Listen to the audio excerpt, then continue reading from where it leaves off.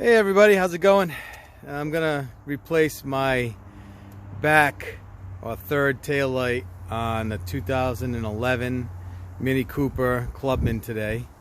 So I'm gonna show you that in a second. Let's give you a quick look. Alright, so if you can see, it's kind of tough out here, but we got two screws there, 3, 4 underneath, and then you have 1, 2, 3, 4 more up top. So I'm going to take all of those off. You can see that's a hexagon, and we're going to take those off and then we'll go from there.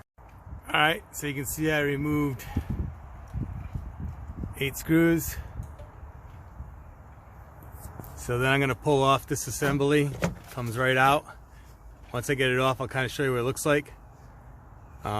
Took about less than a minute to take those screws out, so far it's pretty easy going. So like I was saying, that assembly comes right out. You got 2 clips. Just basically pinch and remove. And you got another clip here for the washer fluid in the back. You undo those 2, and then we'll swap the new one in. So again, this is just a pinch and remove clip. Pinch the sides, remove. That one, it will just slip right out. Wiggle and remove. Alright, so I'm going to take that off next, and then I'll give you a look at the new one when I get that set up. Alright, so you don't need to remove the washer because we're just taking the light out.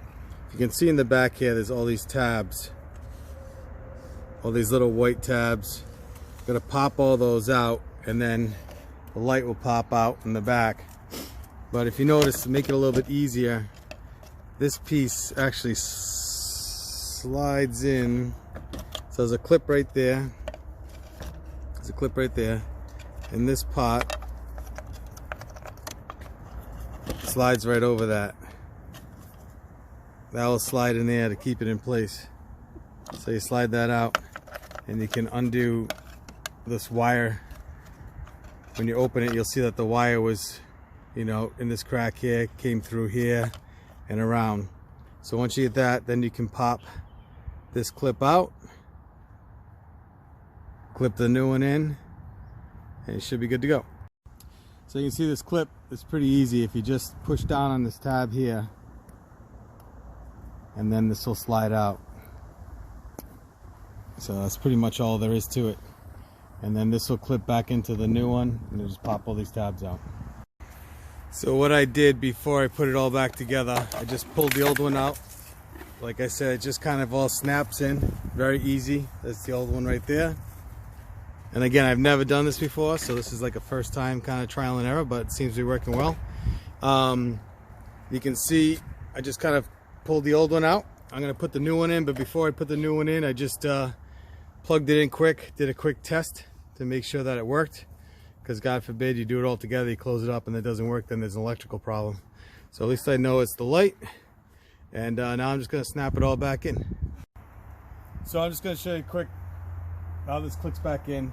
So you get the hole here for the wire, just tuck that right through, and then once you get it in, the rest of the power line's right up.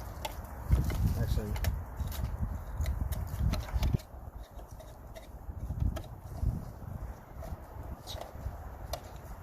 you can take this off so it's not in your way. Slide it up.